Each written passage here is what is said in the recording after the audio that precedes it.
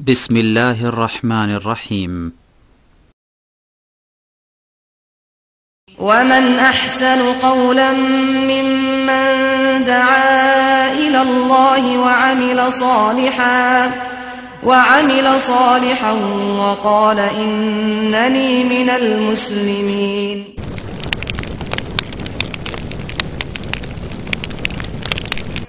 الذين إن مكناهم في الأرض أقاموا الصلاة وآتوا الزكاة وأمروا بالمعروف ونهوا عن المنكر ولله عاقبة الأمور.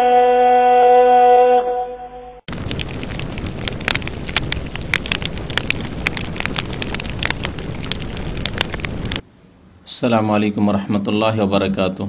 إن الحمد لله نحمده ونستعينه ونستغفره ونعوذ بالله من شرور أنفسنا ومن سيئات أعمالنا. من يهده الله فلا مضل له ومن يضلله فلا هادي له وأشهد أن لا إله إلا الله وحده لا شريك له وأشهد أن محمدا عبده ورسوله. يا أيها الذين آمنوا اتقوا الله حق تقاته ولا تموتن إلا وأنتم مسلمون. يا أيها الناس اتقوا ربكم الذي خلقكم من نفس واحدة وخلق منها زوجها وبث منهما رجالا كثيرا ونساء واتقوا الله الذي تساءلون به والأرحام إن الله كان عليكم رقيبا.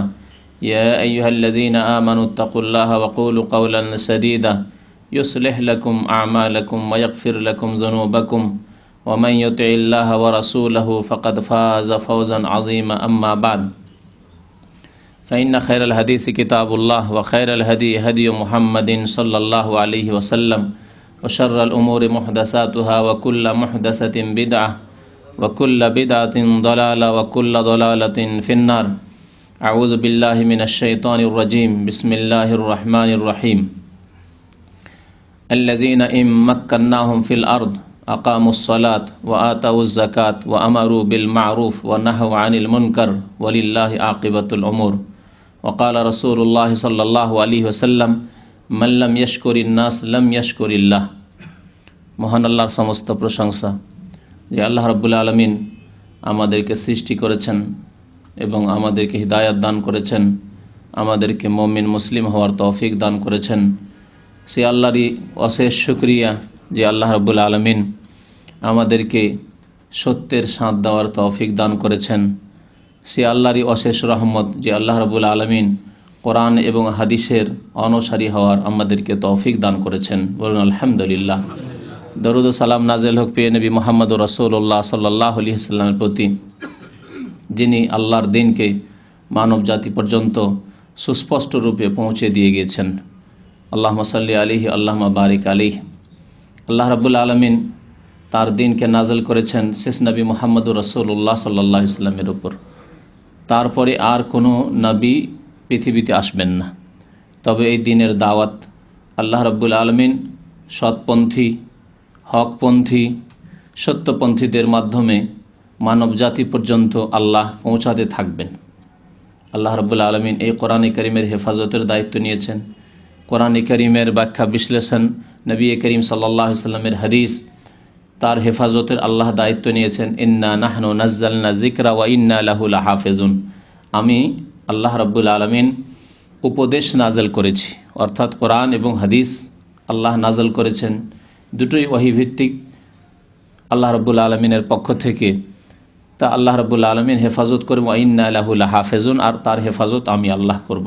সেই জন্য আল্লাহ রাব্বুল আলামিন এই কোরআনে তাফসীর এবং নবী করিম সাল্লাল্লাহু আলাইহি ওয়াসাল্লামের হাদিসের ভাষ্য, ব্যাখ্যা, বিশ্লেষণ, বহু কিতাবাদি পৃথিবীতে আল্লাহ রাব্বুল আলামিন এসবের জন্য বহু আলেম ওলামা এবং বহু রাষ্ট্র নেতা, বহু রাজা বাদশাহ, তাদেরকে আল্লাহ রাব্বুল আলামিন সৎপন্থী করেছেন, হকপন্থী করেছেন এবং তাদের দ্বারা দিনকে শক্তিশালী করেছেন এবং কোরআন এবং হাদিসের খেদমত নিয়েছেন। আজকে একটি গুরুত্বপূর্ণ বিষয় নিয়ে আলোচনা করব। যে বিষয়টি আলোচনার উদ্দেশ্য হচ্ছে যে আল্লাহর শুকরিয়া আদায় করতে হলে মানুষেরও শুকরিয়া আদায় করতে হয়। প্রিয় নবী মুহাম্মদুর রাসূলুল্লাহ সাল্লাল্লাহু আলাইহি ওয়াসাল্লাম ইরশাদ করেছেন একটি হাদিসে, মাল্লাম ইয়াশকুরিন নাস লাম ইয়াশকুরিল্লাহ। যে ব্যক্তি ভালো মানুষদের শুকরিয়া আদায় করেন না, সৎ মানুষদের শুকরিয়া আদায় করেন না, যার অবদান রয়েছে, এহসান রয়েছে, তারই শুকরিয়া হয়। শুকরিয়া তো সবাই হয় না। শুকরিয়া কার আদায় করে? যার অবদান রয়েছে আপনার ওপর, আপনার জাতির ওপর, মুসলিমের ওপর, মানুষের ওপর, তার শুকরিয়া হয়। আপনার ওপর যদি কারো অবদান এহসান থাকে তাহলে আপনি তার শুকরিয়া আদায় করবেন। অশিক্ষিত ছিলেন, আপনাকে শিক্ষিত করেছে। আপনি অসচ্ছল ছিলেন, গরিব ছিলেন, আপনাকে সচ্ছল হওয়ার জন্য সে সাহায্য করেছে, সে আপনাকে আর্থিক সাহায্য করেছে, তাহলে আপনার উচিত হবে তার শুকরিয়া আদায় করা।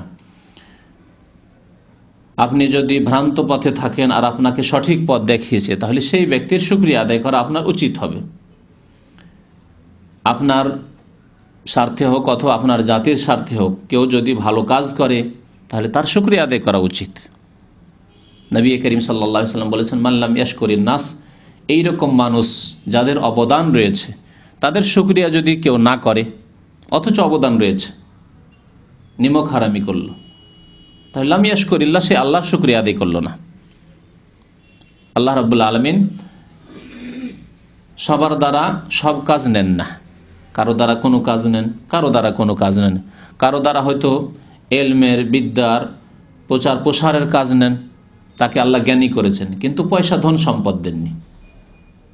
আবার কাউকে ধন সম্পদ দিয়েছেন, ধন সম্পদের দিয়ে ইসলামের খেদমত করছে, কিন্তু তার কাছে এলম নেই। হয়তো ধন সম্পদ আছে, মসজিদ বানিয়ে দিল, ধন সম্পদের সাথে অন্তর আছে। ধন সম্পদ বহু লোকের কাছে পৃথিবীতে আছে, কিন্তু সবাই মসজিদ বানায় না। ধন সম্পদ বহু দেশে আছে, বহু লোকের কাছে রয়েছে, সবাই মাদ্রাসা প্রতিষ্ঠা করে না, ইসলামিক লাইব্রেরি সবাই প্রতিষ্ঠা করে না, এতিমখানা সবাই প্রতিষ্ঠা করে না, সবাই মানুষের সেবা করে না, সবাই মুসলিম জাতির খেদমত করে না, সবাই কোরআন হাদিসের খেদমত করে না পয়সা থাকলেই। তাহলে কারো কাছে হয়তো ধন সম্পদ আছে, এলম নেই, সে ধন সম্পদ দিয়ে দিনের খেদমত করলো, মুসলিম জাতির খেদমত করলো। কারো কাছে হয়তো ক্ষমতা আছে, নেতৃত্ব আছে, এলম যদি কমও থাকে কিন্তু নেতৃত্ব আছে, তার কাছে ক্ষমতা আছে। নেতৃত্ব ক্ষমতার দ্বারা এমন কিছু খেদমত হবে যেগুলো শুধু পয়সা দিয়েও হবে না, কাজ শুধু এলম দিয়ে হবে না। বড় বড় আলেম হয়তো একটি কাজ করতে পারবে না, কিন্তু একজন নেতা, সে আলেম নয়, তার কাছে ইসলাম সম্পর্কে তেমন জ্ঞান নেই, কিন্তু তার কাছে ক্ষমতা আছে, প্রশাসন আছে। তাহলে যার কাছে প্রশাসন আছে সেই ব্যক্তি চাইলে ওই সব খেদমত করতে পারবে যে কাজগুলি একজন বড় থেকে বড় আলেম করতে পারবে না, যতই বড় আলেম হোক না কেন। ইসলামী আইনের বাস্তবায়ন, চোরের হাত কাটা, খুনিকে তার শাস্তি দেওয়া, কিসাস কায়েম করা, হ্যাঁ, জেনার শাস্তি কায়েম করা, বিবাহিত ব্যক্তি জেনার প্রমাণ হয়েছে তার থেকে, তাহলে তাকে রজম করা, সংসার করা, এসব কোনো আলেম করতে পারবে? করতে পারবে না। কিন্তু রাষ্ট্রীয় নেতা, দেশের মালিক, যাকে আল্লাহ ক্ষমতা দান করেছেন, সে পারবে। তাহলে আল্লাহ রাব্বুল আলামিন বিভিন্ন মানুষকে দিয়ে বিভিন্ন রকমের ভালো খেদমত নিয়ে থাকেন, তবে সবার দ্বারা এই খেদমত হয় না। আল্লাহ যাদেরকে ভালোবাসেন তাদেরকে ভালো কাজের তৌফিক দিয়ে থাকেন। সবচাইতে বেশি যাদেরকে আল্লাহ ভালোবাসেন তাদেরকে আল্লাহ রাব্বুল আলামিন দ্বীনের জ্ঞান দান করেন। মান ইউরিদিল্লাহু বিহি খাইরান ইউফাক্কিহু ফিদ্দীন, দ্বীনের জ্ঞান দান করেন। তাদের দ্বারা কোরআনের খেদমত নেন, তাদের দ্বারা হাদিসের খেদমত নেন, তাদের দ্বারা নবী করিম সাল্লাল্লাহু আলাইহি ওয়াসাল্লাম নিয়ে আসা দ্বীন ইসলামের খেদমত নেন। আর কারো দ্বারা আল্লাহ রাব্বুল আলামিন তার ক্ষমতার মাধ্যমে সেই ক্ষমতার ভালো প্রয়োগ করে ভালো খেদমত নেন। আপনাকে যদি উদাহরণস্বরূপ বলি যে মানুষের কাছে এলম আছে, একজন মানুষের কাছে এলম আছে, পয়সাও আছে, কিন্তু ক্ষমতা নেই, যদি বলা হয় লক্ষ লক্ষ লোক গিয়ে মাজারে সিজদা করছে, শিরক কি না এটি? না, শিরক নয়, শিরক। যদি বলা হয় যে আপনার কাছে তো এত এলম আছে, এত বড় পণ্ডিত আপনি কোরআন এবং হাদিসের, তো এই শিরক বিদাতগুলি, কবর মাজার পূজাগুলি উৎখাত করে দেন তো দেখি। শুধু এলম দিয়ে কাজ হবে না। এলম দ্বারা তার বক্তব্য হইতে পারে, এলম দ্বারা তিনি কিতাব লিখে চলে যেতে পারেন, কিন্তু যারা কট্টর শক্ত হয়ে মুশরিকানা আমলে লেগে কবর মাজার পূজায় লেগে আছে, তার কিতাব পড়লো না, তার বক্তব্য শুনলো না, তাহলে হিদায়াত হলো না। কিন্তু এলমের সাথে, তার লেখনের সাথে, তার কলমের সাথে, তার বাকশক্তির সাথে, বক্তব্যের সাথে যদি প্রশাসন তার সাথে থাকে, ক্ষমতা থাকে, তাহলে একটা যদি আদেশ করে যে একটি মানুষ কোনো মাজারে যেতে পারবে না, পারবে যেতে? একটি মানুষও যেতে পারবে না। শুধু একটি কথা ঘোষণা করে দিলে হলো, প্রচার মাধ্যমে ঘোষণা করে দেওয়া হলো, কালকে থেকে একটি লোক মাজারে গিয়ে সেজদা করতে পারবে না, একটিও সেজদা হবে না আল্লাহ ছাড়া অন্যকে। তাহলে আল্লাহ রাব্বুল আলামিন অনেক সময় ক্ষমতা দ্বারা, মানুষের ক্ষমতা দ্বারা অনেক কাজ নেন যেগুলি অন্য কিছু দ্বারা হয় না। এই জন্য একটি কথা আছে আরবিতে, ইন্নাল্লাহ ইয়াজাউ বিস সুলতান মা লা ইয়াজাউ বিল কোরআন। ইন্নাল্লাহ ইয়াজাউ বিস সুলতান মা লা ইয়াজাউ বিল কোরআন। আল্লাহ রাব্বুল আলামিন অনেক সময় কোরআন দ্বারা যে কাজ না নেন তা সুলতান দ্বারা, মানে রাষ্ট্রীয় ক্ষমতা দ্বারা নেন। কোরআনে কারীম তো ঘরে ঘরে রাখা আছে। কবর মাজার পূজারীদের ঘরে কি কোরআন নেই? কোরআনের কপির অভাব নেই, বহু কোরআনের কপি আছে। কোরআনের অনুবাদ নেই, তাদের কাছে আছে। তাদের মাদ্রাসা নেই, সেখানে কোরআন আর তফসির আর সেই রাখা আছে। কিন্তু কোরআনের দ্বারা কাজ হয় না যা প্রশাসন দ্বারা কাজ হবে। আজকে দুনিয়াদারির জন্য, পেটের জন্য আর বাতিল নেতৃত্বের জন্য যদি একটা ঘোষণা দিয়ে দেওয়া হয় কালকে অবরোধ, চাকা চলবে না, চলবে না, হ্যাঁ চাকা গড়বে না, গড়বে না, যদি ঘোষণা করে দেয়, তো একটি রিক্সা পর্যন্ত বেরোয় না, মানুষ বের হতে ভয় করছে যে কি না হয়, তাই না? তাহলে শিরকের বিরুদ্ধে, কবর মাজার পূজার বিরুদ্ধে, বিদাতের বিরুদ্ধে, পাপাচারের বিরুদ্ধে, মদের বিরুদ্ধে, খুনের বিরুদ্ধে যদি ঘোষণা হয়ে যায় এরকম যাদের কাছে আল্লাহ ক্ষমতা দিয়েছেন তাদের পক্ষ থেকে, তাহলে কত দিনের কাজ হতে পারে, তাই না? তো এইরকম যারা ক্ষমতাকে দিনের খেদমতে লাগিয়েছে তাদের কথা আজকে আলোচনা করবে। অর্থাৎ সৌদি আরবের সরকার, এই সরকার কি খেদমত করেছে ইসলামের, সৌদি আরবের সরকার ইসলামের কি সেবা করেছে, এই একটি বিষয় আমাদের জেনে রাখা অত্যন্ত জরুরি। কারণ বিদাতপন্থীদের সাথে কোরআন সুন্নাহর অনুসারীদের একটি ধর্মীয় দ্বন্দ্ব আছে। বিদাতপন্থীদের পয়সা নিয়ে কোনো ঝগড়া নেই, তাদের সাথে অর্থ নিয়ে কোনো দ্বন্দ্ব নেই, নেতৃত্ব নিয়ে তেমন কোনো দ্বন্দ্ব নেই, পারিবারিক কোনো দ্বন্দ্ব নেই, বংশীয় কোনো দ্বন্দ্ব নেই, ঝগড়া নেই। তাহলে বিবাদ কিসের আছে? আকীদার, বিশ্বাসের বিবাদ। দ্বন্দ্ব কোথায় আছে? বিশ্বাসে, ঈমানি দ্বন্দ্ব। বিদাতপন্থীদের যে শত্রুতা রয়েছে সুন্নাহর অনুসারী, কোরআনের অনুসারীদের সাথে, সেটি হচ্ছে ধর্মীয় চেতনা নিয়ে শত্রুতা। সুতরাং যখনই কোরআন সুন্নাহর অনুসারীরা শক্তিশালী হয়েছে, কোরআন সুন্নাহর অনুসারীরা কোরআন এবং হাদিসের বাস্তবায়ন করেছে মানুষের সার্বিক জীবনে, তার জন্য তারা প্রয়াস চালিয়েছে, মেহনত করেছে, তখন সেগুলিকে তারা ভালো নজরে দেখেনি, সেগুলির অপব্যাখ্যা করেছে এবং সেগুলিকে মানুষের সামনে পেশ না করে তাদের ওপর মিথ্যারোপ করেছে, তাদের সম্পর্কে যত রকমের মিথ্যা কথাবার্তা বলতে হয় তাই বলেছে। এটি হচ্ছে বেদাতপন্থীদের চরিত্র। এবং যে কোনো বাতিলপন্থী, বাতিল শক্তি যদি কোরআন সুন্নাহর অনুসারীদের বিরুদ্ধে উঠে দাঁড়ায়, তখন বিদাতিরা ওই বিদাতপন্থী যারা ক্ষমতার দাবি নিয়ে উঠেছে, অর্থাৎ বিদাতপন্থীদের যারা সাপোর্ট করবে, সহযোগিতা করবে, আশা করা যায় তাদের প্রশংসা করেছে তারা। আর এর স্পষ্ট প্রমাণ হচ্ছে আপনার এই কুয়েত আর ইরাকের যুদ্ধ যখন হলো, তখন যত পৃথিবীর বেদাতপন্থী, আর বিশেষ করে ভারত, পাকিস্তান, বাংলাদেশ, এই তিনটি দেশ আজব দেশ, ভারত উপমহাদেশ, এই তিনটি দেশের মুসলিম দুই ভাগে বিভক্ত, কোরআন সুন্নাহর অনুসারী আর বিদাতের অনুসারী।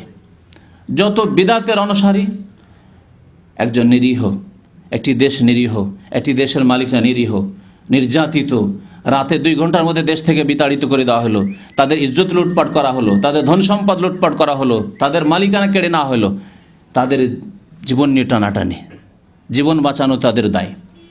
তারপরে বলছে ঠিক করেছে। তারপরে বিদআতপন্থীরা কি বলেছিল, যে ঠিক করেছে, যা করেছে ঠিক করেছে, তার দেশ আরো শক্তিশালী করবে, করার পর ইসলামের খেদমত করবে। সাদ্দাম হোসেন তার দেশকে আরো বড় করবে, করে আরো ইসলামের খেদমত করবে। তাহলে যেটুকু দেশ আছে ওইটুকু নিয়ে কোন খেদমত ইসলামের করেছে? কমিউনিস্টদের সহযোগিতা করা ছাড়া, রাশিয়ার সাথ দেওয়া ছাড়া, সোভিয়েত ইউনিয়নের সেবা করা, খেদমত করা ছাড়া, আর কাফির ইহুদি নাসারাদের পক্ষ থেকে ইসলাম মুসলিমদের বিরুদ্ধে কাজ করা ছাড়া আর কোন খেদমত করেছে, যাকে আল্লাহ রাব্বুল আলামিন আজকে আসামির কাঠগড়ায় না করেছে? এটি হচ্ছে দুনিয়ার শাস্তি। তাহলে আখেরাতে যে কি হবে? তওবা ছাড়া যদি কোনো মানুষ মারা যায় তো যা হয় মানুষের তাই হবে। আর আল্লাহ যদি তওবার তৌফিক দিয়ে দেয়, আল্লাহ যেন তওবার তৌফিক দান করে এইরকম ফাসিক মুসলমানদেরকে, তাহলে আল্লাহ রাব্বুল আলামিন গফুরুর রহিম। এখনও তওবার দরজা খোলা আছে। তো কথা এই বলছিলাম, এটা দেখাবার জন্য যে বিদআতপন্থীরা দেখবে না যে হক কোথায় আর বাতিল কোথায়, দেখবে যে ধর্মীয় চেতনায় কারা আমাদের বিরোধী, ধর্মীয় ক্ষেত্রে কারা আমাদের বিরোধী, সে হোক কোরআন এবং হাদিসের অনুসারী, সে হোক আল্লাহ এবং রাসূলের কথাই বলুক, কিন্তু না, তারা যে কবর মাজার পূজা করে না, তারা যে ওরসের মেলায় যায় না, তারা যে খাসি মোরগ নিয়ে যাওয়াকে আর কবরে জবাই করাকে শিরক বলে, সুতরাং এরা আমাদের শত্রু, এরা আমাদের শত্রু, প্রাচীন শত্রু। এই শত্রুতা ইব্রাহিম আলাইহিস সালামের আজরের সাথে শত্রুতা, নূহ আলাইহিস সালামের তার জাতির সাথে শত্রুতা, হাবিলের কাবিলের সাথে শত্রুতা, ওই শত্রুতার শত্রুতা, খুব পুরনো শত্রুতা। সেই জন্য হকপন্থী যারা কোরআন এবং হাদিসের অনুসারী, তাদেরকে জানা উচিত যে সৌদি আরব ইসলামের সেবায় কি করেছে। এই ক্ষেত্রে আলোচনা বহু বিস্তারিত রয়েছে, আলোচনা করে শেষ করা যাবে না, বড় বড় কিতাব লেখা হয়েছে। আমি শুধু পয়েন্টগুলি বলবো আপনাদের সামনে। যে কোনো মুসলিম সরকার তাদের দায়িত্ব কি প্রথম জেনে নেন। আজকে পৃথিবীতে বহু মুসলিম সরকার রয়েছে, অভাব নেই। বহু মুসলিম দেশ রয়েছে, গণনার দিকে মুসলিম দেশের অভাব নেই। 56-57টি দেশ মুসলিম দেশ, তাহলে দেশের দিক দিয়ে অভাব নেই। কিন্তু মুসলিম দেশের নেতাদের ডিউটি কি, মুসলিম দেশের নেতাদের কাজ কি, ভূমিকা কি হওয়া উচিত? মহান আল্লাহ রাব্বুল সূরা হজের 41 নম্বর আয়াতে ইরশাদ করেছেন, আল্লাযীনা ইন মাক্কান্নাহুম ফিল আরদ, যাদেরকে আমি পৃথিবীতে শক্তিশালী করব, যাদেরকে পৃথিবীতে আমি প্রতিষ্ঠিত করব, ক্ষমতা দেব তাদেরকে। তাদের কি করা উচিত? যদি কোনো জাতিকে, কোনো গোষ্ঠীকে, কোনো সম্প্রদায়কে আল্লাহ নেতৃত্ব দান করেন, ক্ষমতা দান করেন, প্রশাসন দান করেন, তাহলে তারা কি করবে? আল্লাহ প্রথমে বলছেন আকামুস সালাহ, নামাজ কায়েম করবে, নামাজ কায়েম করবে তারা। 2 নম্বর শুনেন, ওয়া আতাউজ যাকাত, যাকাত প্রদান করবে। 3 নম্বর, ওয়া আমারু বিল মারুফ, ভালো কাজের আদেশ দান করবে, ভালো কাজের আদেশ দান করবে।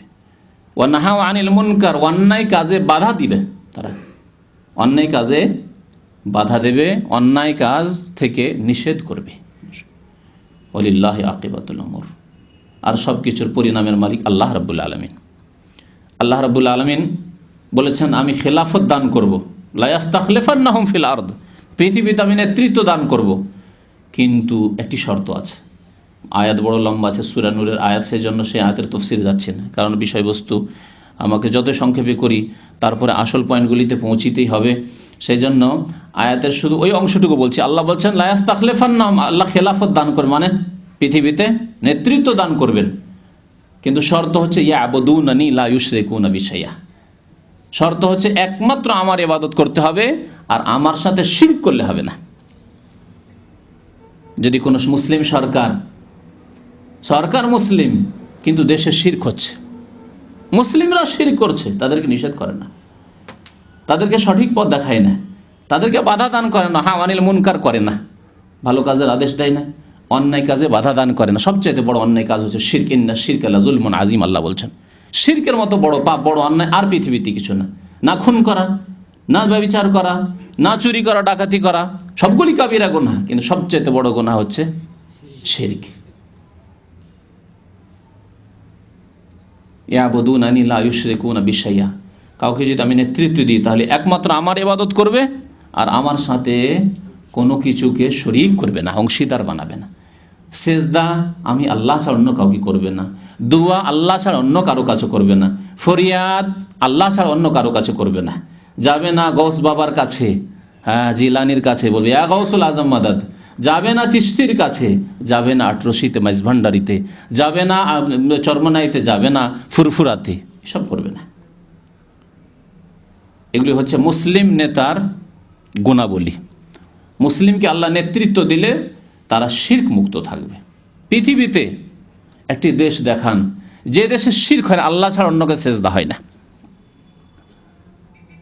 একটি দেশ দেখান যে দেশে আল্লাহ ছাড়া কাউকে সেজদা হয় না। আমাদের দেশের এক শ্রেণীর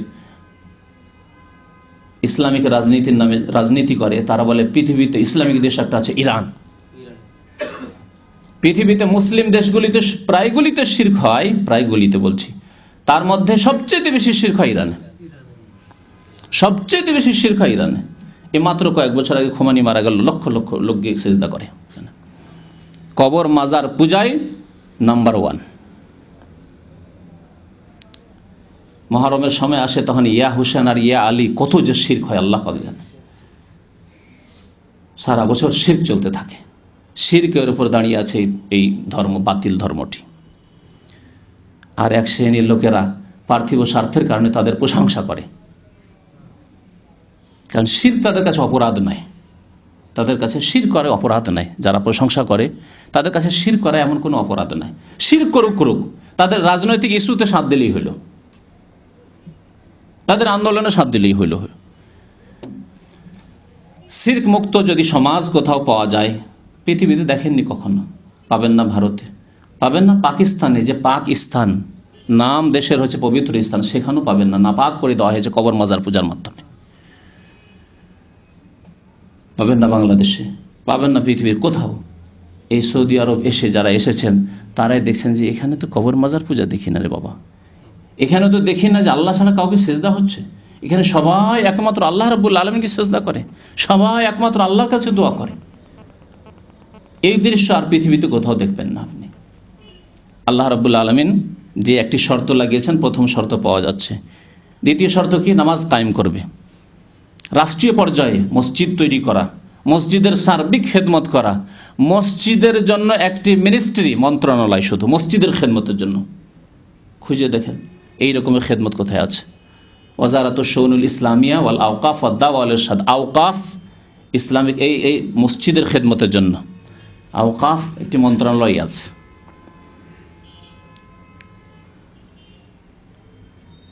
তারপরে জাকাত প্রদান, জাকাত এখানে যেসব লোকেরা বড় বড় ব্যবসা করে, মুআসসাসা কোম্পানি খুলে, তাদেরকে জাকাত পরিশোধ করতে হয়, জাকাত দিতে হয়, তাহলে জাকাত নেওয়া হয় তাদের কাছ থেকে। আল্লাহ বলছে খুয মিন আমওয়ালিহিম সাদাকা, হে রাষ্ট্রনেতা তাদের কাছ থেকে জাকাত গ্রহণ করো। বড় বড় পয়সাওয়ালা আছে, শিপের মালিক আছে, বড় বড় কোম্পানি ফ্যাক্টরির মালিক আছে, বড় বড় গার্মেন্টসের মালিক আছে দেশে, কারো কাছ থেকে জাকাত আদায় করা হয়। কোটি কোটি টাকা বছরে ইনকাম করে, তারা জাকাত দেয় না, তাদের কাছ থেকে জাকাত নেওয়া হয়, বা তাদের সরকার খোঁজ নেই যে জাকাত দিচ্ছে কি দিচ্ছে না, বা নিজেরাই দিচ্ছে কি দিচ্ছে না, হয় না কোথাও। কিন্তু আলহামদুলিল্লাহ এই দেশে তৃতীয় শর্ত আল্লাহ জাকাতের কথা বলে, জাকাতও মানুষের কাছ থেকে নেওয়া হয়। আপনার ব্যক্তি বাড়িতে কত টাকা আছে, ব্যাংকে কত টাকা আছে, সেটা জাকাত আপনি দেন। আপনাকেও এখতিয়ার দেওয়া হয়েছে যে আপনি নিজেও আপনার জাকাতের টাকা নিজেও বন্টন করেন, কিন্তু যে ব্যবসায়ী প্রতিষ্ঠান আপনি খুলেছেন তার জন্য জাকাত দিতে হবে। আল্লাহ রাব্বুল আলামিন বলছেন আর কি, ওয়ামারু বিল মারুফ ওয়া নাহা আনিল মুনকার, ভালো কাজের আদেশ দেবে আর অন্যায় কাজে বাধা দান করবে। পৃথিবীতে কোনো দেশে এই সংস্থাটি নেই, ভালো কাজের আদেশ প্রদান করা আর অন্যায় কাজে বাধা দান করা, এর জন্য একটি সংস্থা। আর সেই সংস্থার প্রত্যেকটি ছোট ছোট শহরে, গ্রামে পর্যন্ত একটি করে অফিস রয়েছে, ব্রাঞ্চ রয়েছে, শাখা। সৌদি আরবে পাবেন, যার নাম হচ্ছে হাইয়াতুল আমরি বিল মারুফ ওয়ান নাহি আনিল মুনকার, যাদেরকে একেবারে সাধারণদের ভাষায় মোতাওয়া অফিস বলে, বুঝেন তো না? কতগুলি ব্রাঞ্চ আছে, একটি দাম্মামে লেডিস মার্কেটে আছে, টয়োটাতে আছে, আপনার ওই 37 আছে, কত কত জায়গায় আছে। তাদের কাজ হচ্ছে কোথায় কোন অপরাধ হচ্ছে, কোথায় কোন অপরাধ হচ্ছে, কোথায় জাদুটোনার কাজ হচ্ছে, কোথায় জেনা ব্যভিচার হচ্ছে, কোথায় নারী ব্যবসা হচ্ছে, কোথায় আপনার মদ মদ মদ তৈরি করা হচ্ছে, বা কোথায় কি মদ খাচ্ছে ইত্যাদি। যত রকমের অপরাধ হয় সবগুলিতে বাধা প্রদান করা, আর যত ভালো কাজ হয় তার আদেশ প্রদান করা। নামাজের সময় আজান হয়েছে, দোকানপাট বন্ধ হইল কিনা, কাজকর্ম বন্ধ করলো কিনা, গাড়ি নিয়ে বেরিয়ে গেল, পুলিশ সাথে রয়েছে, সালা নামাজের জন্য স্মরণ করিয়ে দেওয়ার জন্য, সাবধান করে দেওয়ার জন্য। এই দৃশ্য আরও সুন্দর করে দেখতে পাবেন যদি আল কাসিম এলাকায় চলে যান। নামাজের পরে রাস্তায় দাঁড়িয়ে কে থাকে না, মানে আজানের পরে আজান একামতের মাঝখানে রাস্তায় দাঁড়িয়ে থাকবেন, তো কে থাকে? মহিলা বেপরদা হয়ে কোন মহিলা ঘুরে রাস্তাঘাটে মাথার কাপড় খুলে, চেহারা খুলে পর্যন্ত, চেহারা খুলে কোনো মহিলা আল কাসিম এলাকায় দেখি না। এটি কোত্থেকে এসছে? এই সংস্থা, যে সংস্থা এই সরকার কায়েম করেছে, যে সংস্থার নাম হচ্ছে হাইয়াতুল আমরি বিল মারুফ ওয়ান নাহি আনিল মুনকার। আল্লাহ বলছেন কুনতুম খায়রা উম্মাহ, তোমরা শ্রেষ্ঠ জাতি। কেন শ্রেষ্ঠ জাতি? কেন শ্রেষ্ঠ জাতি এই জাতি? তা'মুরুনা বিল মারুফ ওয়া তানহাউনা আনিল মুনকার। শ্রেষ্ঠ জাতি কখন থাকবে? যদি ভালো কাজের আদেশ দান করো আর অন্যায় কাজে বাধা দান করো। আলহামদুলিল্লাহ, শ্রেষ্ঠ জাতি হওয়ার জন্য যে প্রথম শর্ত আল্লাহ বলেছেন সেটি মজুদ রয়েছে। দ্বিতীয় শর্ত তুমিনুনা বিল্লাহ, আল্লাহর প্রতি ঈমান আছে, শিরক নেই, শিরক মুক্ত ঈমান, শিরকের সংমিশ্রণ মিক্সচারওয়ালা ইসলাম নয়। আল্লাহ তিনটি কথা বলেছেন, তিনটি মজুদ রয়েছে আলহামদুলিল্লাহ। আছে কোথাও পৃথিবীতে যে আজান হয়ে গেলে দোকান বন্ধ করতেই হবে, কাজকর্ম বন্ধ করতেই হবে? আছে। তার কোনো জায়গায় অন্যায় কাজ চলছে, হ্যাঁ মদ খাচ্ছে সুতরাং তাদেরকে ধরতে হবে, নারী ব্যবসা চলছে ধরতে হবে, আছে কোথাও? বরং সম্মতির সাথে পৃথিবীতে মুসলিম দেশগুলি, এক শ্রেণীর মুসলিম দেশ, তারা রাজি হয়ে গেছে যে ওই কাফেরদের দেশের আইন, যে সম্মতির সাথে যুবক যুবতী 22 বছর বয়স হয়ে গেছে যদি সম্মতির সাথে জেনা ব্যভিচার করে তাহলে তাদের এটি হচ্ছে ব্যক্তি স্বাধীনতা, এটি হচ্ছে তাদের যৌন স্বাধীনতা তাদের। আউযুবিল্লাহ, মুসলিম দেশে আইন থাকতে পারে? সেটি কি জেনা নয়? তো কথা বেড়ে যাচ্ছে। আসি যে সৌদি আরবের সেবা, ইসলামের সেবা। প্রথম কথা, সৌদি আরব ইসলামিক আইনের বাস্তবায়ন করে, এবং সৌদি আরব আজকে শুধু করে না, সৌদি আরবের নামটি যে কায়েম হয়েছে, প্রথম যে গোড়াপত্তন সৌদি আরবের, তা ইসলামিক আইনের বাস্তবায়নের উদ্দেশ্যেই কায়েম হয়েছে। ইতিহাস যখন পড়বেন তখন বুঝতে পারবেন, ইতিহাস আজকে বলার সময় নেই। শেখুল ইসলাম মোহাম্মদ বিন আবদুল্লাহ রহমতুল্লাহ আলাইহ, এই দেশের যিনি সংস্কারক, তিনি যখন প্রথম শপথ নিলেন, তার হাতে হাত দিয়ে শপথ করলেন, তখনকার আমির, তখন এই ছিল না, তখন দেশ হিসাবে এই বড় কোনো দেশ ছিল না, ছোট্ট একটি এলাকা ছিল, রিয়াজের সামান্য একটা এলাকা, তাদের সেখানে শুধু ইমারত ছিল, মালিকানা ছিল, এই কিংডম ছিল না, কিংডম ছিল না সৌদি আরব বলে। ছোট ছোট এলাকায় এক একটা মালিক, এক একটা আমির হয়েছিল। তার সাথে যখন প্রথম শপথ হলো, তখন হকের সাথ দেব, সত্যের সাথ দেব, সত্যকে কায়েম করব এবং সত্যের বাস্তবায়ন করব, আর সত্যের দিকে দাওয়াত দেব। তাহলে সৌদি আরব, এই দেশটি কায়েমই হয়েছে সত্যকে প্রতিষ্ঠা করার জন্য, আর সত্যের দ্বারা কোরআন এবং হাদিসের বাস্তবায়নের জন্য সার্বিক জীবনে, শুধু পারিবারিক জীবনে নয় যে নিজের নিজের ধর্মকর্ম করো, না, রাষ্ট্রীয় পর্যায়ে। আজকে আদালতে চলে যান, আদালতে কাজী সাহেবদের কাছে প্রায় আমাদের বসাবসি হয়। আজকে ছিলাম, যখন কোনো একটি মাসলা আসে তখন কোরআন এবং হাদিসের বিশাল লাইব্রেরি, কাজীদের লাইব্রেরিতে কিতাব রাখা আছে, কিতাব দেখে, অনেক সময় তারা কিতাব দেখে, কোরআন এবং হাদিসের কিতাব দেখে ফয়সালা করে। আজকে কোরআন এবং হাদিস দ্বারা ফয়সালা হচ্ছে। তাহলে সৌদি আরবের যে কিয়াম বা সৌদি আরব, এই দেশটির মানে প্রতিষ্ঠাই হয়েছে ইসলামী আইনের বাস্তবায়নের উদ্দেশ্যে। এই সৌদি আরব কালেমা লা ইলাহা ইল্লাল্লাহর বাস্তবায়ন করে। সৌদি আরবের সংবিধান হচ্ছে আসমানি বিধান, তৈরি করা কোনো সংবিধানের তাদের প্রয়োজন নেই, আর তারা তার প্রয়োজন মনে করেননি। এই জন্য এই বাদশাহ, বর্তমান বাদশাহ যখন প্রথম বাদশাহ হলেন, তখন তাকে জিজ্ঞাসা করা হয়েছিল, কি বলেছিলেন তিনি বক্তব্য যখন রাখলেন, বলেছিলেন যে আমার দস্তুর হচ্ছে, আমার সংবিধান হচ্ছে কোরআন, দস্তুরুন আল কোরআন, তার পিতা বাদশাহ আব্দুল আজিজ রহমতুল্লাহ আলাই তাকে জিজ্ঞাসা করেছিল ইউরোপিয়ানরা যে আপনার দেশ তো কিংডম করলেন, মানে ছোট্ট এমারা ছিল ছোট্ট, তারপরে বিশাল কিংডম হলো, দেশ হলো একটা, তো আপনার দেশের সংবিধান কি হবে? তখন তিনি কোরআনে কারীম পেশ করেছিলেন যে কোরআনে কারীম আমার দেশের সংবিধান, আসমানি সিলেবাস আল্লাহ লৌহে মাহফুজ থেকে নাজিল করে রেখেছেন। আমাদেরকে আর কোনো টেনশন করার দরকার নেই যে আমাদের সংবিধান কে লিখবে, কে তৈরি করবে, কে কারেকশন করবে, ওইসব করার দরকার নেই। আমরা ফারেক হয়ে রয়েছি, আল্লাহ রাব্বুল আলামিন তার নাজিল করেই দিয়েছেন, ব্যাস আমাদের কাজ হচ্ছে তার বাস্তবায়ন করা এবং সেই দিকে দাওয়াত দেওয়া, কোরআনে কারীম এবং সুন্নতে রাসূলুল্লাহ সাল্লাল্লাহু আলাইহি ওয়াসাল্লামের সুন্নতের দিকে দাওয়াত দেওয়া, আহ্বান করা, এই উদ্দেশ্যেই এই সৌদি আরব প্রতিষ্ঠা হয়েছে। যার কারণে প্রথম থেকে দেখেন তারা দাওয়াতের কাজ করে গেছেন, দেশেও এবং বিদেশেও সব জায়গায় তারা দাওয়াতের কাজ করে গেছেন, অন্যকে আহ্বান করেছেন। হজের মৌসুমে বিদেশ থেকে যখন হাজী সাহেবরা আসতেন, সারা বিশ্বের আলেম ওলামারা আসতেন, এখানকার আলেম ওলামারা বসার পরে তাদের কাছে এই সঠিক কোরআন এবং হাদিসের দাওয়াত পেশ করত, তাওহীদের দাওয়াত পেশ করত, তাদের সুফিইজম, কবর মাজার পূজা থেকে তাদেরকে সতর্ক করত এবং তাদের সাথে এই সম্পর্কে বিস্তারিত কথাবার্তা আলোচনা করত যে আমরা কি চাই, কোরআন এবং হাদিসের বাস্তবায়ন করতে চাই এবং আমরা মুসলিম জাতিকে সাহাবায়ে কেরাম, খোলাফে রাশেদিন, নবী করিম সাল্লাল্লাহু আলাইহি সাল্লামের স্বর্ণযুগের দিকে ফিরিয়ে নিয়ে যেতে চাই, যেমন তখন ছিল সেই রকমের ইসলামিক সমাজ কায়েম হবে, ইসলামিক রাষ্ট্র কায়েম হবে আর মুসলিমরা ওইভাবে একমাত্র আল্লাহ রাব্বুল আলামিন ইবাদত বন্দেগী করবে। সৌদি আরবের খেদমত হচ্ছে সারা পৃথিবীতে মুসলিম ওলামায়ে কেরামদের সম্মান করা, তাদেরকে সম্মানিত করা। তারা সম্মানিত করেছেন বিভিন্নভাবে, দেশের ওলামাদেরকেও আর সারা বিশ্বের ওলামায়ে কেরামদেরকে সম্মানিত করেছেন। আজকে এই দেশে একজন কাজী হলে তাদেরকে কাফের দেশ থেকে ডিগ্রি নিয়ে আসতে হয় না, ওইসব ডিগ্রির কোনো মূল্য নেই, আদালতে, মাহকামাতে, কোর্টে ওইসব ডিগ্রির কোনো মূল্য নেই। কোন ডিগ্রির মূল্য আছে? যে ডিগ্রি ইসলামিক ইউনিভার্সিটি থেকে এসেছে, হয় মদিনা ইসলামিক বিশ্ববিদ্যালয় থেকে আর না হলে রিয়াজ ইসলামিক আল ইমাম বিশ্ববিদ্যালয় থেকে। যারা কোরআন এবং হাদিসের পণ্ডিত তারাই হচ্ছেন কাজী, জজ, তারাই হচ্ছেন হাকিম, তারাই হচ্ছেন বিচারপতি।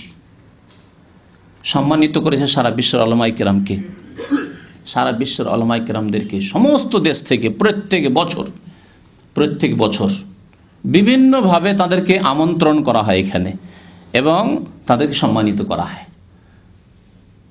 যেগুলি বলার জন্য দীর্ঘ সময়ের প্রয়োজন রয়েছে। হজের মৌসুমে সারা বিশ্বের উলামায়ে কেরামদেরকে এই ক্ষেত্রে দেশকে দায়িত্ব দেওয়া হয় বা দেশের বিশেষ বিশেষ সংগঠনগুলিকে দায়িত্ব দেওয়া হয় যে আপনারা আপনাদের উলামায়ে কেরামদেরকে, এতজন আলেম, এতজন জ্ঞানী মানুষ, তাদের আমরা সম্মানিত করতে চাই হজের সুযোগ দিয়ে, ফ্রি হজের সুযোগ দিয়ে তাদের আমরা আতিথ্য করতে চাই, মেহমান নওয়াজি করতে চাই। দেন আপনার নাম, বাংলাদেশ থেকে এতজন আলেম, ভারত থেকে এতজন আলেম, পাকিস্তান থেকে এতজন আলেম, রাশিয়া থেকে এতজন আলেম, চীন থেকে এতজন, আমেরিকা থেকে এতজন আলেম, সারা পৃথিবী থেকে উলামায়ে কেরামদেরকে হজের সুযোগ দিয়ে সম্মানিত করা হয়, উমরার সুযোগ দিয়ে সম্মানিত করা হয়, বিভিন্ন কনফারেন্সে তাদেরকে ডেকে তাদের পরামর্শ নেওয়া হয়, সম্মানিত করা হয়। এছাড়া উলামায়ে কেরাম আর দায়ীদেরকে সম্মানিত করা হয়। অনেক উলামায়ে কেরাম, দায়ী এবং শিক্ষক মাদ্রাসার রয়েছে, তাদেরকে এখান থেকে ভাতা দেওয়া হয় যাতে করে তারা সেখানে দাওয়াতি কাজ করে, ফ্রি হয়ে দাওয়াতের কাজ করতে পারে, ফ্রি হয়ে ইসলামের প্রচারের কাজ করতে পারে, ফ্রি হয়ে ইসলামের খেদমত করতে পারে তারা। আমার সাথে একবার একজন আলেমের, উপমহাদেশ কোনো এক আলেমের এয়ারপোর্টে দেখা হলো, কোনো চেনা জানা নাই, কিন্তু দেখলাম যে ইসলামিক আকার আকৃতি, কথাবার্তা বলতে লাগলাম। কোত্থেকে আসলেন? বলছে নাইজেরিয়া থেকে আসছি। নাইজেরিয়া থেকে আসছি। কি করেন নাইজেরিয়া? বলছে আমি দাওয়াতের কাজ করি। কিভাবে? বলে আমরা মদিনা ইউনিভার্সিটি থেকে পাশ করার পরে আমাদেরকে আদেশ হলো যে যাও আফ্রিকাতে ইসলামের দাওয়াত পৌঁছাতে হবে। তা আমাদের কিছু সঙ্গীরা নাইজেরিয়া গেছে। আর একবার হঠাৎ করে দেখা আরেক দায়ের সাথে, যিনি গানায় থাকেন, গানা, কিনিয়া, এই আফ্রিকার জঙ্গলে জঙ্গলে দায়ীদেরকে পৌঁছে দিয়েছেন এই সৌদি সরকার। কি গরজ রয়েছে? দুনিয়ার কোনো স্বার্থ রয়েছে? আল্লাহ রাব্বুল আলামিনের সন্তুষ্টি ছাড়া। এই খেদমতগুলি উলামায়ে কেরামদের সম্মানের খেদমতের কথা বলছিলাম। সৌদি আরব খেদমত করে কোরআনে কারীমের, কোরআনে কারিমের খেদমতের জন্য বহু কথা বলার প্রয়োজন রয়েছে, কিন্তু সবচাইতে বড় যে কথাটি বলবো সেটি হচ্ছে কোরআনে কারিমের খেদমতের জন্য একটি প্রতিষ্ঠান যার নাম হচ্ছে কিং ফাহাদ কমপ্লেক্স। কোথায় রয়েছে বলতে পারেন? মদিনা, মুজাম্মাউল মালিক ফাহাদ লিতিবাআতিল মুসহাফিশ শরীফ, আরবিতে নাম। শুধু মুসহাফ কোরআনে কারিম ছাপানোর জন্য একটি কমপ্লেক্স তৈরি করা হয়েছে, বিশাল কমপ্লেক্স। আমাদেরকে মদিনা ইউনিভার্সিটিতে যখন ছাত্র ছিলাম তখন নিয়ে যেয়ে দেখানো হয়েছে। সব কিছু মেশিনে হচ্ছে, একটু হাতে ধরছে না, কাগজ পেপার আসছে, ছাপছে, বেরিয়ে যাচ্ছে, কপি হয়ে বাইন্ডিং হয়ে বেরোচ্ছে, সব কিছু মেশিনে। শুধু কোরআন ছাপানোর জন্য আর কোরআনের তরজমা তফসির ছাপানোর জন্য, অন্য কোনো কিতাব সেখানে ছাপানো হয় না। বিশাল প্রেস, কিং ফাহাদ কমপ্লেক্স। এখানকার কোরআনগুলি উঠিয়ে দেখবেন, সেখানে লেখা আছে যে কোথা থেকে এই কোরআন ছেপেছে। ইংরেজিতেও লেখা আছে আর আরবিতেও লেখা আছে, এবং তাতে লেখা আছে হাদিয়াতুম মিন খাদিমুল হারামাইন শরীফাইন। খাদিমুল হারামাইন অর্থাৎ এখানকার রাজার পক্ষ থেকে এটি হচ্ছে গিফট, লা ইয়াজুজু বাইউহু। এই কোরআনের কপি বিক্রি করা কারোর জন্য জায়েজ নয়, লেখা আছে, ভালো করে দেখবেন। নট ফর সেল লেখা আছে, ইংরেজিতেও লেখা আছে, আরবিতেও লেখা আছে। এছাড়া বহু কিতাবাদি পুরনো পুরনো কিতাব যেগুলি পাণ্ডুলিপি ছিল, হাতের লেখা ছিল, সেগুলিকে ছাপিয়ে ছাপিয়ে সারা বিশ্বে পৌঁছে দেওয়া হয়েছে। বহু কিতাব ফ্রি ঘরে ঘরে পৌঁছেছে। আমরা সেই যুগ পাইনি। আমরা যখন মদিনা ইউনিভার্সিটিতে আসলাম তখন দেখলাম যে এখানে যদি ফ্রি কিতাব নিতে হয় নিজে উঠিয়ে নিয়ে যেতে হবে, কিন্তু আমাদের আগে 5 বছর 10 বছর আগে এমন একটা যুগ ছিল যে আপনি শুধু বলেন যে আমি কিতাব চাই, কিতাবগুলি আপনার বাড়িতে বাই পোস্টে পোস্টম্যান আপনার বাড়িতে পৌঁছে দিয়ে আসবে। পোস্টম্যান বাড়িতে পৌঁছে দিয়ে আসবে, এই নয় যে এয়ারপোর্টে পৌঁছে যাবে আর সেখানে ড্যামের চার্জ লাগতে থাকবে, আর সেখান থেকে আপনি উঠিয়ে নিয়ে যেতে পারলেন না হলে গেল, আপনার বইয়ের খরচ চাইতে আপনার চার্জই বেশি লাগিয়ে দিল। এইরকম সরকার আছে পৃথিবীতে যারা এরকম করে। হয়েছে আমাদের অনেক পরিচিত ভাইদের সাথে, 2-3 সপ্তাহ 4 সপ্তাহ এয়ারপোর্টে পড়ে থাকায় কিতাবের যা দাম তার চেয়ে অনেক বেশি বলছে, যাও এত টাকা দাও, দিয়ে কিতাব নিয়ে যাও, না হলে তারা বিক্রি করবে কিতাবগুলি। কিছুদিন পরে তারা বিক্রি করবে, কিলোর ওজনে বিক্রি করবে, সস্তায় বিক্রি করবে, কিন্তু যার কিতাব সে পাবে না। তো বহু কিতাব আলহামদুলিল্লাহ সারা পৃথিবীতে, বিশাল বিশাল লাইব্রেরি, যেসব আলেম ওলামারা এই দেশ থেকে পড়ে গেছে অথবা এই দেশ থেকে কিতাব তারা চেয়েছে, ওইসব রাস্তায় তাদের ঘরে ঘরে বিশাল বিশাল লাইব্রেরি তৈরি আছে, আরবি ভাষায়, ইংরেজি ভাষায়, এছাড়া আরও অন্যান্য ভাষায়। এই সরকার হারমাইন শরীফাইনের যে খেদমত করেছে, অর্থাৎ মক্কাতুল মুকাররমায় আল্লাহর ঘর মসজিদে হারামের খেদমত, আর মসজিদে নবী করিম সাল্লাল্লাহু আলাইহি ওয়াসাল্লাম মসজিদে যে খেদমত করে 1400 বছরের ইতিহাসে এত বড় খেদমত হয়নি। আর তা দেখার জন্য নিজের চোখ যথেষ্ট। শুনবেন কি, নিজের চোখে গিয়ে দেখে আসেন যে কত বড় মসজিদ তৈরি হয়েছে, আর কত মূল্যবান সব মাল সামান দিয়ে তৈরি করা হয়েছে, আর কত সুন্দর করে তৈরি করা হয়েছে, কত সুন্দর করে তৈরি করা হয়েছে, আর কত এতে টাকা পয়সা ব্যয় করা হয়েছে, চিন্তা করুন আপনি। এই মসজিদে হারাম আর মসজিদে নববী, এছাড়া বহু মসজিদ, মিকাতের মসজিদগুলি কত সুন্দর করে তৈরি করা হয়েছে। যান মদিনার মিকাতের মসজিদ দেখুন কত সুন্দর করে তৈরি করা হয়েছে, তায়েফের মিকাতের মসজিদ দেখেন কত সুন্দর করে তৈরি করা হয়েছে, যে কোনো শহরের যে বিশেষ করে যে বড় মসজিদ কত সুন্দর করে তৈরি করা হয়েছে। তো এইভাবে বিশেষ করে হারমাইন শরীফানের খেদমত এবং তার সাথে সাথে মেনা, মুজদালিফা, আরাফা, মাশায়ের যেগুলি হাজিদের অবস্থানের স্থান, এসবের কত সুন্দর করে খেদমত করেছে। মসজিদগুলি দেখুন, রাস্তাঘাট দেখুন। আপনারা জানেন কি যে মক্কা থেকে আরাফা যেতে কতটি রাস্তা আছে? মক্কা থেকে আরাফা, সবাই যাবেন আরাফা, রাস্তা কে বললেন 12টা? ঠিক বলেছে, ঠিক বলেছেন, 12টা রাস্তা আছে। একটা আরাফায় বছরে একদিন যাওয়ার দরকার, শুধু বছরে একদিন দরকার, 12টি রাস্তা আছে।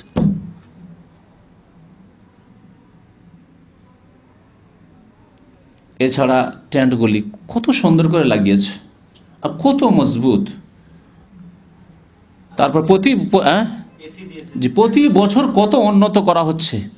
আপনার ওই জামারাতগুলিকে যেখানে কঙ্কর মারা হয় সেগুলিকে প্রতি বছর উন্নত করা হচ্ছে, এবারও উন্নত করা হচ্ছে। এইভাবে বহু খেদমতের কথা রয়েছে।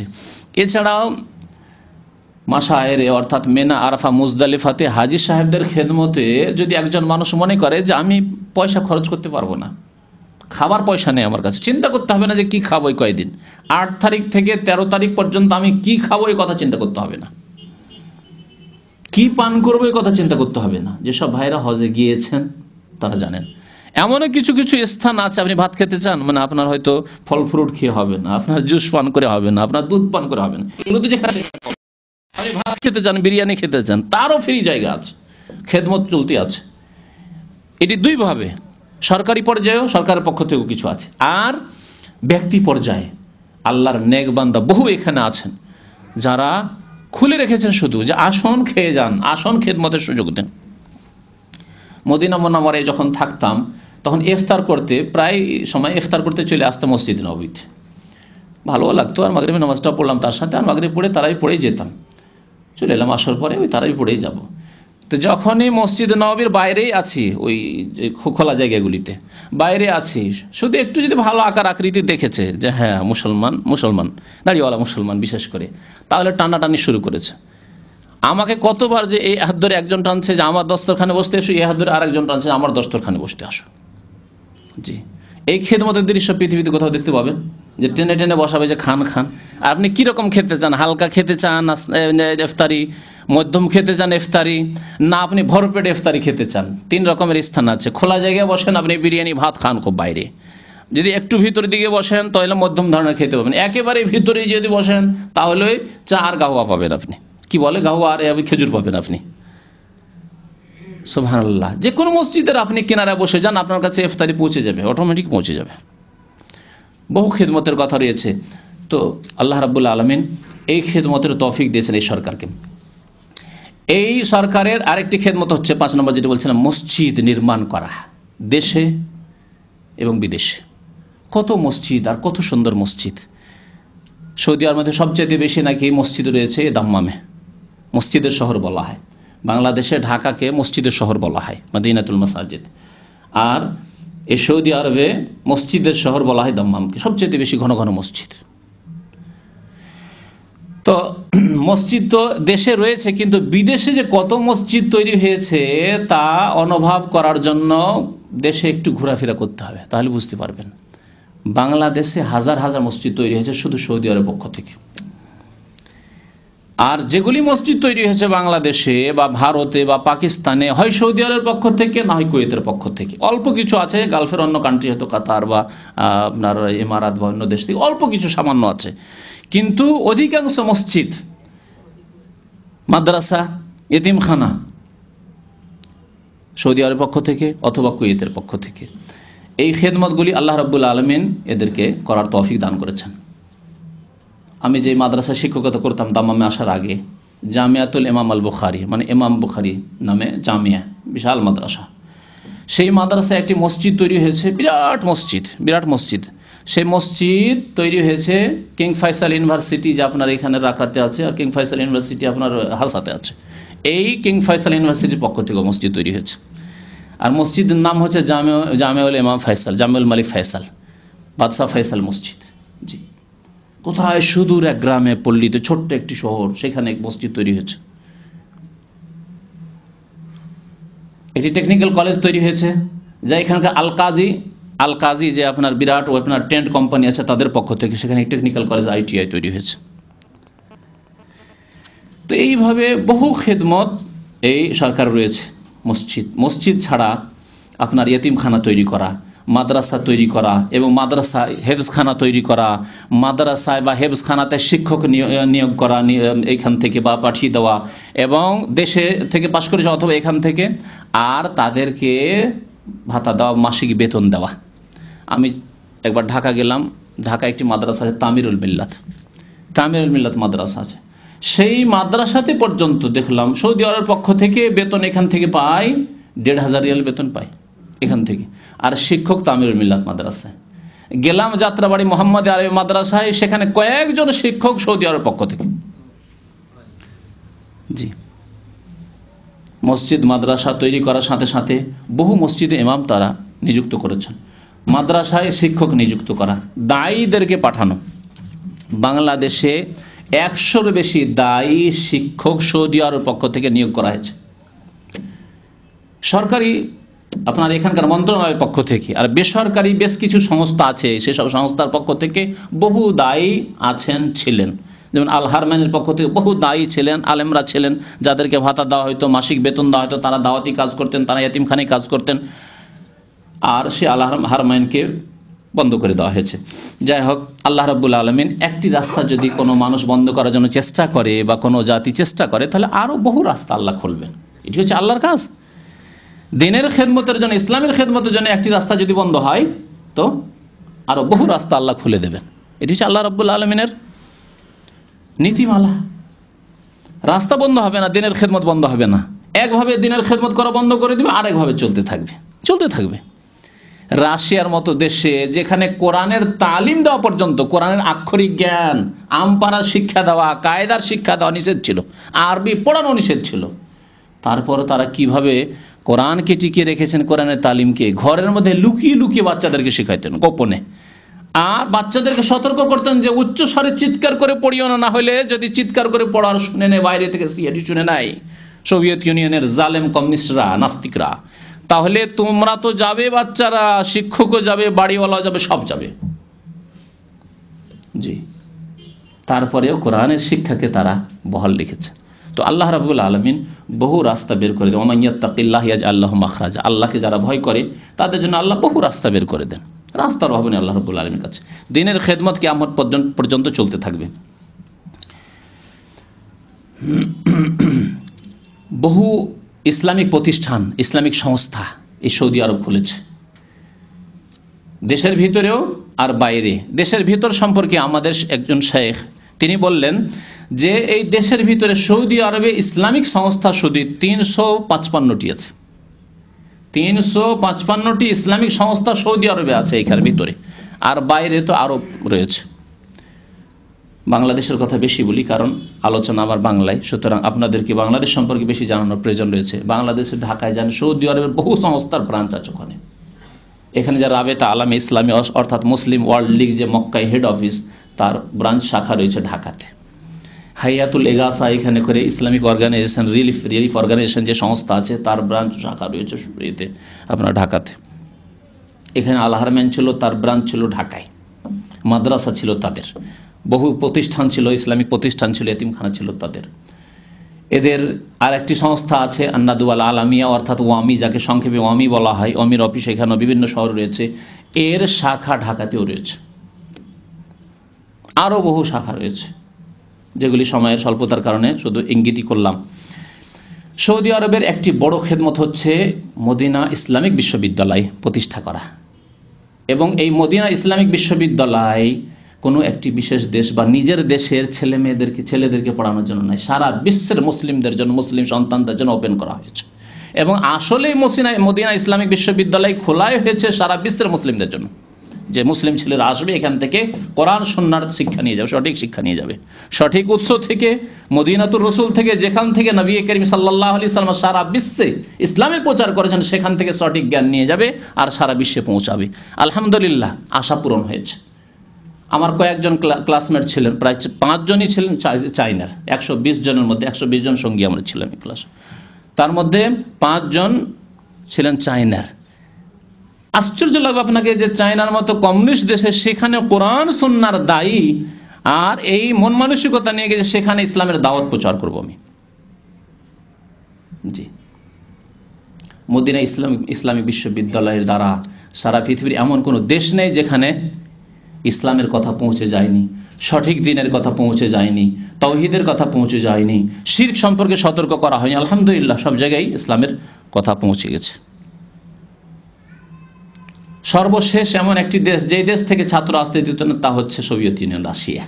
সেখান থেকে আলহামদুলিল্লাহ ছাত্র আসছে, বর্তমানে আছে। আমরা যে বছরে পাশ করি 1993, তখন 1993 120টি দেশের ছাত্র ছিল। নতুন ছেলেদের সাথে সাক্ষাৎ, ভাইস চ্যান্সেলরের সাক্ষাৎ ছিল, তাতে তারা বললেন যে এই বছরে 120টি দেশের ছেলে আমাদের ইউনিভার্সিটিতে আছে। এখন আরও বেড়েছে বেশ কিছু দেশের। তো আলহামদুলিল্লাহ, ইসলামিক বিশ্ববিদ্যালয়ের মাধ্যমে বহু আলেম ওলামা যারা সঠিক জ্ঞান হাসিল করে তারা ইসলামের দাওয়াত দিচ্ছেন। আমার দেশের জনসাধারণ জানতো না যে কবর মাজারে গিয়ে সেজদা করলে আবার শিরক হয়, জানতো না। এটি জানালো ওইসব ওলামায়ে কেরাম যারা বিশেষ করে এই সব দেশ থেকে, এই ইউনিভার্সিটি থেকে পড়ে গেছে, মদিনা ইসলামিক বিশ্ববিদ্যালয় থেকে, বা আল ইমাম রিয়াজ ইসলামিক বিশ্ববিদ্যালয়তে পড়াশোনা করে গেছে, তারা এই ক্ষেত্রে বেশি সজাগ, কারণ অবস্থা দেশের দেখছে খুব খারাপ অবস্থা। নামাজি, মাশাআল্লাহ দাড়ি, মাশাআল্লাহ টুপি, মাশাআল্লাহ লেবাস পোশাক, মাশাআল্লাহ মানে বাহ্যিক ধার্মিকতার কোনো অভাব নেই, কিন্তু আসল বস্তুই নেই, যা হচ্ছে একত্ব, আল্লাহর তৌহিদ নেই, শিরকে ডুবে আছে মুসলিম সমাজ। সুতরাং তারা সজাগ হয়ে দেশে কাজ করেছেন, আলহামদুলিল্লাহ ফলও পাওয়া গেছে। মদিনা ইসলামিক বিশ্ববিদ্যালয়, এছাড়াও রিয়াজে একটি ইসলামিক বিশ্ববিদ্যালয় কায়েম হয়েছে, জামিয়াতুল ইমাম মোহাম্মদ বিন সৌদ আল ইসলামিয়া। মদিনা ইসলামিক বিশ্ববিদ্যালয়ের কথা আরেকটি বলি যে আজ পর্যন্ত প্রায় 40 বছরের বেশি হয়ে গেল ইসলামিক বিশ্ববিদ্যালয় কায়েম হওয়া। আজ পর্যন্ত আজকেও বিদেশিদের সংখ্যা বেশি। প্রথম দিকে তো সব প্রায় বিদেশি ছিল, হয়তো 5% 10% এই দেশের ছাত্র পড়াশোনা করতো না। এখন এরা একটু আগ্রহী হয়েছে ইসলামী বিশ্ববিদ্যালয়ে পড়ার জন্য, আগ্রহী হওয়ার পরে এদের সংখ্যা তারপরে 40%, হ্যাঁ, আর শতকরা 60% বিদেশি। তাহলে 100 জন ছাত্রের মধ্যে 60 জন বিদেশি আপনি মদিনা ইসলামী বিশ্ববিদ্যালয়ে পাবেন। আর তারা শুধু পড়াশোনা করেন না, তাদেরকে মাসিক ভাতা দেওয়া হয়, 850 রিয়াল করে ভাতা দেওয়া হয়। যারা কলেজে অনার্স করে, যারা মাস্টার্স করে তাদেরকে 1000 করে দেওয়া হয়, পিএইচডি করে 1000 করে দেওয়া হয় মাসিক ভাতা। তাহলে এখানে পড়াশোনার সাথে একজন ছাত্র নিজের মোটামুটি আর্থিক সচ্ছলতাও করে নিতে পারে, যে দেশে গিয়ে একটা বাড়ি করব, একটা লাইব্রেরি করব, তারপর ইসলামের দাওয়াতের কাজ করব, মান সম্মান টিকিয়ে রেখে যে আমি নিজের ইসলামের খেদমত করবো, এতটুকু তাকে যোগ্য করে দেওয়া হয় কয়েক বছরের মধ্যে, আর্থিক দিক থেকেও।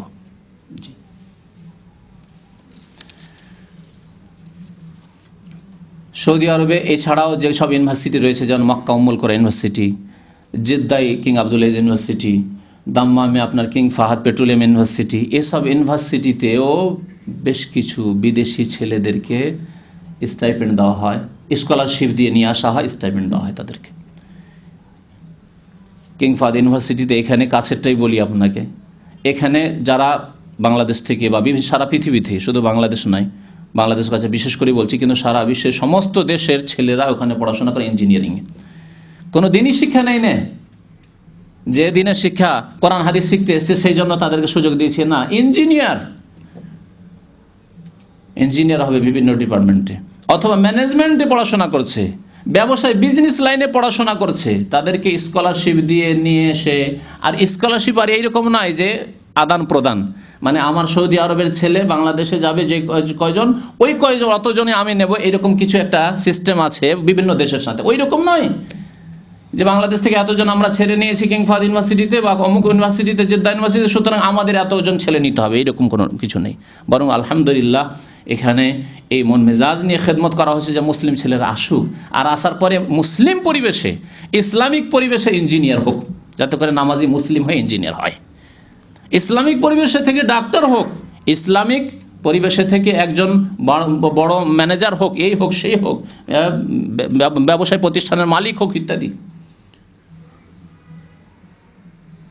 বহু ভাইদের সাথে পরিচয় আছে, কারণ সেখানে আমি ওই সাপ্তাহিক প্রোগ্রামে যাই, ওখানে তফসির এর একটা ক্লাস চলতো সেখানে, তো আলহামদুলিল্লাহ তারা আমাকে চেয়েছিল দীর্ঘদিন থেকে, ওখানে আমি যাই, তাদের সাথে সম্পর্ক আছে। আর বহু প্রফেসর আছেন, বাংলাদেশি প্রফেসর আছেন, আর ছাত্র বহু আছেন, বিশেষ করে মাস্টার্স করতে আসেন আর পিএইচডি করতে, ওই সব ছাত্ররা বুয়েট থেকে পাশ করে আসেন, বিভিন্ন ইঞ্জিনিয়ারিং ইউনিভার্সিটি থেকে বা যে কোনো ইউনিভার্সিটি থেকে তারা আসেন, আসার পরে এখান থেকে পড়াশোনা করে যান। এখানে যদি পড়াশোনা করে ইঞ্জিনিয়ার হয়ে যায়, তো কমের পক্ষে তৌহিদরা দেখে যাবে যে শিরক তো নেই, এখানে কবর মাজার পূজা তো নেই, এতটুকু জ্ঞান হবে। তারপর এখানে নামাজের একটা পরিবেশ আছে, ইসলামিক পরিবেশ আছে, এখানে আর ছেলে মেয়ে যুবক যুবতীর তো অবাধ মেলামেশা নেই, এখানে তো জেনার ব্যভিচারের পরিবেশ নেই, পাক পবিত্র পরিবেশ। কিন্তু এই ছেলেরা ওইসব দেশ থেকে, আমাদের দেশ থেকে পাশ করে যখন ইউরোপ আমেরিকা ইঞ্জিনিয়ারিংয়ে পিএইচডি করার জন্য, মাস্টার্স করার জন্য যায়, সেখানে যাওয়ার পর অবাধ মেলামেশা, বরং অনেক সময় বাধ্য, একজন হয়তো খুব ধার্মিক ছেলে মিশতে চায় না, বাধ্য তাকে মিশতেই হবে। তোমার পিএইচডি করবে, তুমি রিসার্চ করবে, তোমার থিসিসের রিসার্চের জন্য তোমার এক মহিলার সাথে লাগিয়ে দিল, তুমি এর সাথে দুজন একসাথে, একজন যুবক আর একজন যুবতী একসাথে তুমি থিসিস লিখো, রিসার্চ করো, গবেষণা করো যুবতীর সাথে, বাধ্য করা হচ্ছে। তাহলে যদি কিছুই না হয়, কমপক্ষে ইঞ্জিনিয়ারকে যদি এই জেনা ব্যভিচার থেকে আর এই ইহুদি নাসারাদের পরিবেশ থেকে বাঁচানো হয়, তো এর চেয়ে বড় খেদমত আর কি করতে পারে। কিন্তু এইসব ছেলেরা যখন ওই সব ইহুদি নাসারাদের দেশে ডিগ্রি নেওয়ার জন্য যায়, আর যাওয়ার পরে মগজের ধোলাই করে যেই কিছু সামান্যতম একটু হয়তো বাংলাদেশে, ভারতে, পাকিস্তানে একটু ইসলাম ছিল, সেইটুকু বিদায় করে দিয়ে ওখানে চলে আসলো, বিধর্মী হয়ে চলে আসলো, নাস্তিক হয়ে চলে আসলো, ধর্মনিরপেক্ষতা মগজে ঢুকিয়ে নিয়ে চলে আসলো দেশে। ওই সব ইঞ্জিনিয়ারকে দিয়ে, ওই সব শিক্ষিত লোকদেরকে দেশের আর কি সেবা হবে যাদের মগজে ইসলাম নেই। তো আলহামদুলিল্লাহ এই সরকার এই খেদমতগুলি করছে। বহু ছেলে রয়েছে ভারত, বাংলাদেশ, পাকিস্তানের, যারা বিভিন্ন দেশের, আরও অন্যান্য দেশের, যারা এখানে এই সুযোগগুলি পাচ্ছে।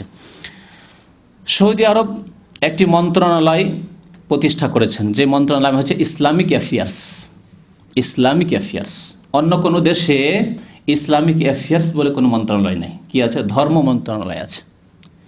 ধর্ম মন্ত্রণালয় আর ইসলামিক মন্ত্রণালয়ে পার্থক্য আছে। পার্থক্য নেই? বুঝতে পারছেন না? ধর্ম মন্ত্রণালয় মানে ধর্ম, হিন্দু ধর্ম, ইহুদি ধর্ম, নাসারা ধর্ম, সব ধর্মের খেদমতের জন্য এই মন্ত্রণালয়। যেমন মসজিদের খেদমতের জন্য, তেমন মন্দিরের খেদমতের জন্য, তেমনই গির্জার খেদমতের জন্য। ঠিক কিনা বলেন? দেশের মন্ত্রণালয় সম্পর্কে আপনি নিজে বিচার করেন, সমান খেদমত করতে হবে। আর ইসলামিক মন্ত্রণালয় মানে ইসলামের খেদমতের জন্য, মসজিদের খেদমতের জন্য। জি, ওয়াজারাতুশ শুউনুল ইসলামিয়া, ইসলামিক মন্ত্রণালয়। অন্য দেশ আছে ওয়াজারাতুশ শুউনুদ দ্বীনিয়া, মানে ইসলামিক কথাটি নেই, দ্বীনিয়া, হ্যাঁ, রিলিজিয়াস অ্যাফেয়ার্স। জি, ওয়াল আওকাফ, তার সাথে কি আছে জানো? দাওয়া, ইসলামের দাওয়াত অন্যদের কাছে পৌঁছাতে হবে, এর জন্য মন্ত্রণালয়। ওয়াল এরশাদ, অমুসলিমদের কাছে পৌঁছাতে হবে, মুসলিমদের কাছে পৌঁছাতে হবে, মুসলিমদেরকে ইসলামের দিকে এগোতে হবে। এরা যারা গাফিল হয়ে রয়েছে, মুসলিম কিন্তু বেনামাজি, মুসলিম কিন্তু পাপ করে, মুসলিম কিন্তু ইসলাম সম্পর্কে জ্ঞান রাখে না, তাহলে তাদেরকে ইরশাদ, রাস্তা দেখাইতে হবে, তাদের গাইড করতে হবে। তো এই মন্ত্রণালয় কায়েম করে দিনের বহু খেদমত হচ্ছে। আর এই মন্ত্রণালয়ের আন্ডারে বহু মার্কাজুদ দাওয়া খোলা হয়েছে, শুধু সৌদি আরবে না, গালফের যতগুলি আরও যে 5টা কান্ট্রি, 6টি কান্ট্রি হচ্ছে জিসিসি, গালফ কান্ট্রি, সমস্ত দেশে মার্কাজুদ দাওয়া অর্থাৎ দাওয়া সেন্টার কায়েম আছে। আর দাওয়া সেন্টারে যত কর্মচারী আছে, সমস্ত কর্মচারীর বেতন বহন করে সৌদি সরকার। বাহরাইনে গিয়েছিলাম কিছুদিন আগে বক্তব্য করার জন্য, ওখানে মার্কাজুদ একটি দাওয়া সেন্টার কায়েম আছে।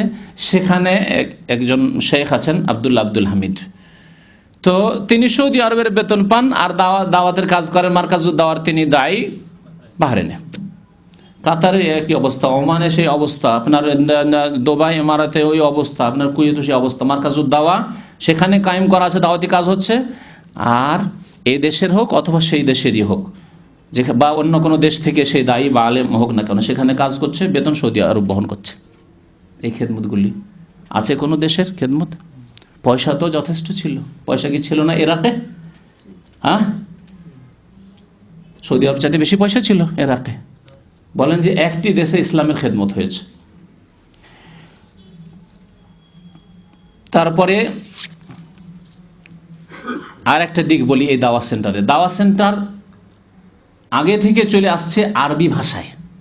যে দাওয়া সেন্টারগুলি খোলা আছে গালফ কান্ট্রিতে বললাম, এগুলি আরবদের জন্য।